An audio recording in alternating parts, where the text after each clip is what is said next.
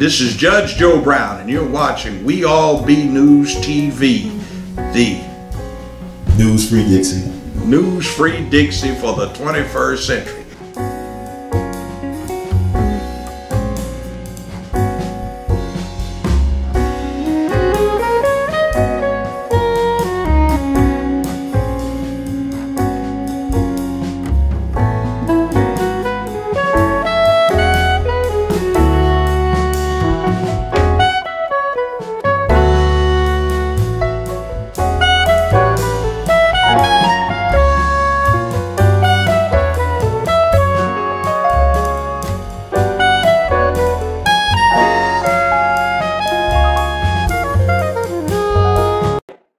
We All Be is honored to have on the one and only, one of the original Tuskegee Airmen, Dr.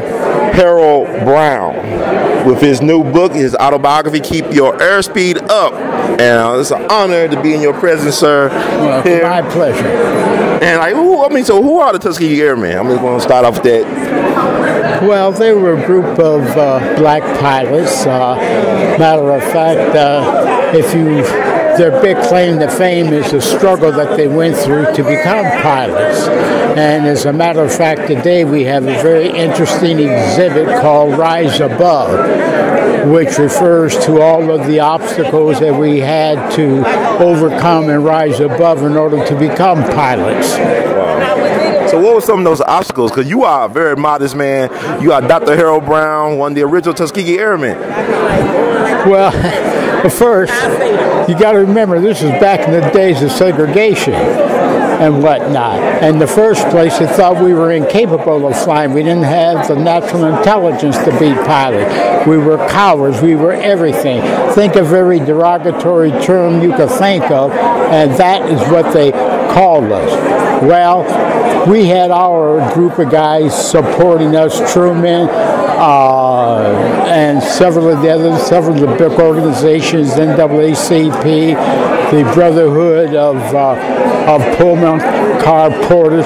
They were all supporting us. So the big debate went on, and finally Roosevelt said enough of that, and he issued an executive order in March of 1941 stating that they would train us, and however, he only talked about a single squadron, but that grew into 992 pilots eventually were trained.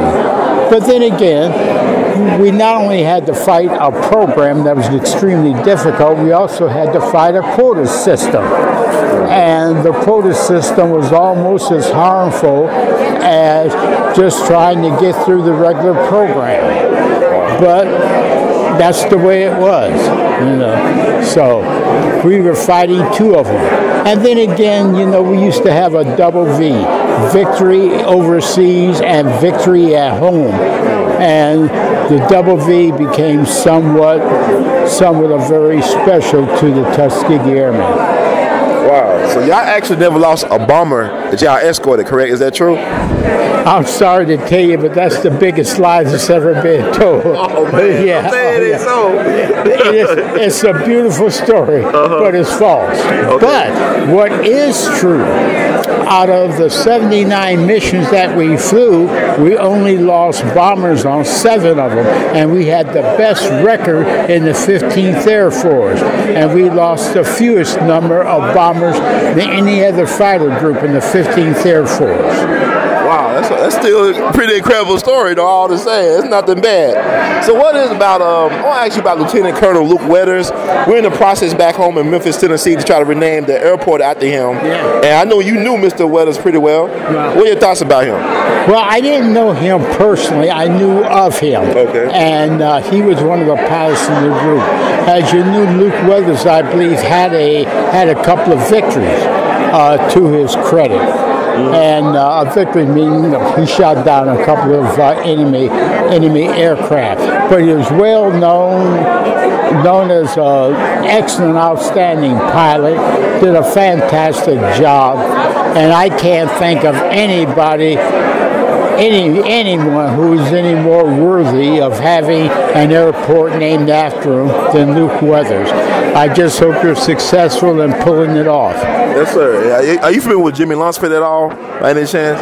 No, I'm not. The swing man? Okay, he was a swing man. He also flew airplanes, too. He was a swing band leader back in the 30s and 40s. Oh. Yeah, but he had Memphis roots. But I want to ask you as well, you being a decorated war veteran, a patriot, what are your thoughts about what's going on with the NFL, with the kneeling, the Colin Kaepernick stuff, and police brutality? What's your thoughts about that? That's Donald Trump.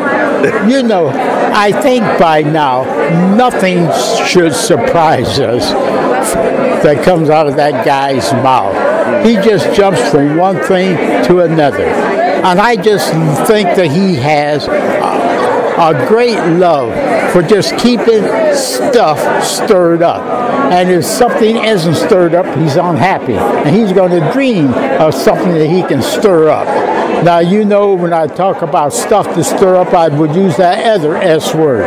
But I'm not going to do that. But that's Donald Trump. You know, and he isn't going to change. He's going to do that as long as he sits in that office. Trust me.